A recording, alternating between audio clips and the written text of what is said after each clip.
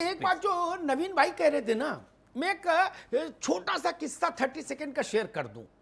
ये हम अपने लोगों के लिए कह रहे हैं, नागरिकों के लिए, यात्रियों के लिए, क्योंकि हम लोगों को भी सुधरना होगा। सब काम मंत्री थोड़े ना कर लेंगे, मंत्री थोड़े ना वहां आपको सिखाएंगे कि घुसो कैसे और बैठो कैसे सीट पर।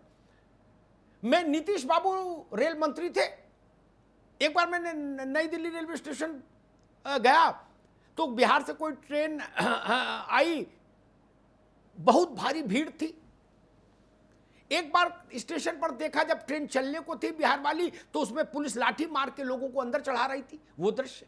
और एक कहीं विजुअल मैंने देखा कि छत पर बैठ के लोग जा रहे रेलवे की, बिहार। मैंने नीतीश जी से कहा पार्लियामेंट में, मैंने कहा कि नीतीश बाबू, इतने रेल मंत्री बिहार से हुए, उतने कहीं किसी राज्य से नहीं हुए, और ये दशा है, बताइए आदमी छत पे बैठ के जा रहा। तो उन्होंने मुझसे कहा कि अमिताभ जी, ऐसे ऐसे लोग हैं, नीचे डब्बा खाली हो तो भी छत पर बैठेंगे। वो कहते हैं ये फर्स्ट क्लास है, फर्स्ट क्लास में सफर करके आ रहे हैं। क्या करेगा रेलवे बोर्ड और चेयरमैन रेलवे बोर्ड?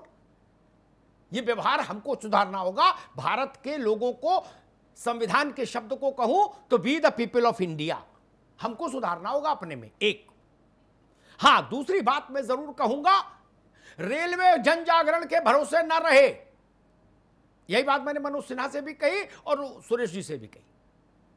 ये जन जागरण का काम हम लोगों पे छोड़ो। आप जन जागरण के लिए नौकरी में नहीं है ना, आप व्यवस्था में जुटिए, लोगों को समझाएंगे जन जागरण। अरे डीआरएम इसलिए थोड़ी ना भर्ती किया कि आप जन जागरण करने के लिए तो बहुत लोग हैं देश में, कि कहां खांसो कहां ना खांसो ना।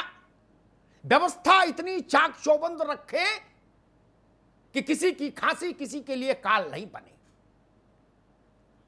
और एक बात बहुत विनम्रता से रेलवे के मौजूदा अधिकारी, मंत्री और पूर्व अधिकारियों से निवेदन करूंगा, बहुत विनम्रता से, भारत की रेल ने बड़े बड़े संकट काल में कीर्तिमान स्थापित किए हैं, इसमें कोई दो राय नहीं। इस देश की लाइफ लाइन है रेल, इसमें कोई दो राय नहीं। और आप लाइनमैन से लेके और चेयरमैन रेलवे बोर्ड तक सबका योगदान, सबको नमन। लेकिन यह भी सच ध्यान रखिए, कोरोना जैसा संकट भारतीय रेलवे ने कभी नहीं देखा। यह उसके लिए नया इम्तिहान है, यह पर्चा उसने कभी पढ़ा ही नहीं। इसलिए यह कहना कि हमने कुंभ किया, हमने छठ की, हमने दिवाली की, हमने होली की, हमने उर्स की अजमेर में, ना जी ना। वो इम्तिहान दूसरे सब्जेक्ट्स के थे, ये सब्जेक्ट तो कभी आपके पास आया ही नहीं, पहली बार आया है महाराज। इसलिए इसका कोई पूर्व का उदाहरण सामने नहीं है हो सकता।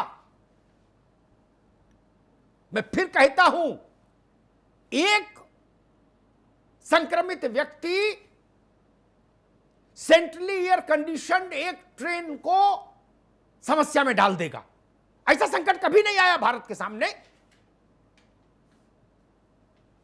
और सेंट्रली एयर कंडीशन ट्रेन में एसी तो चलाना पड़ेगा। 55 डिग्री 50 डिग्री टेम्परेचर में आदमी वैसे तो मर जाएगा, कि ट्रेन में कैसे सफर करेगा? यह समझना होगा।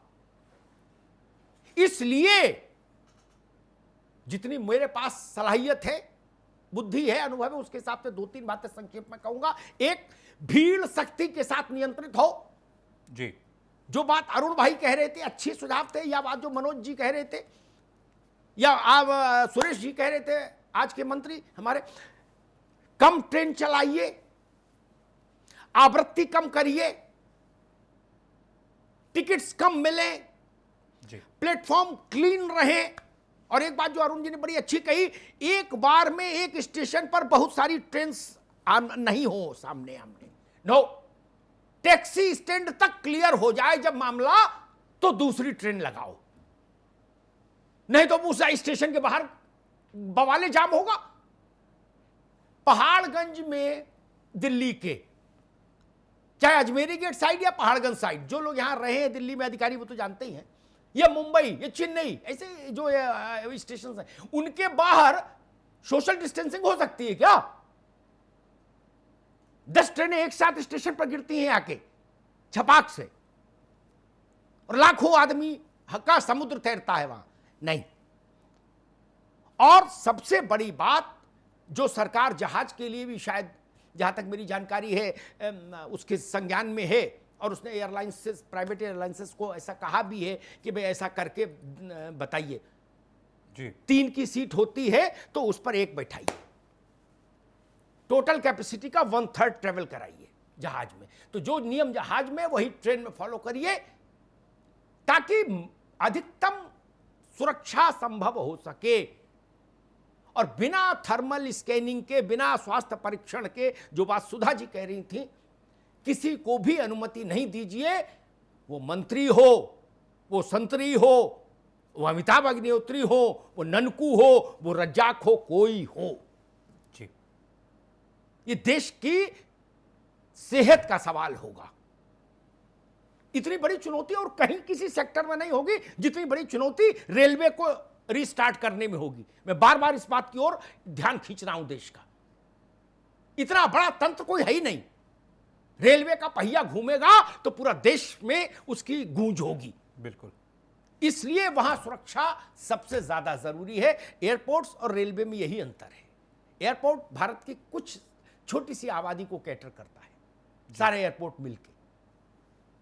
जितना टोटल भारत भर के एयरपोर्ट्स पर ट्रैफिक होता होगा, मेरे ख्याल से उतना तो नई दिल्ली रेलवे स्टेशन पे एक दिन में हो जाता होगा। इसलिए उससे तुलना मैं नहीं कर रहा, लेकिन सुरक्षा संरक्षा के मानक अच्छे हों, ये हम सबको आज से सुनिश्चित करना होगा।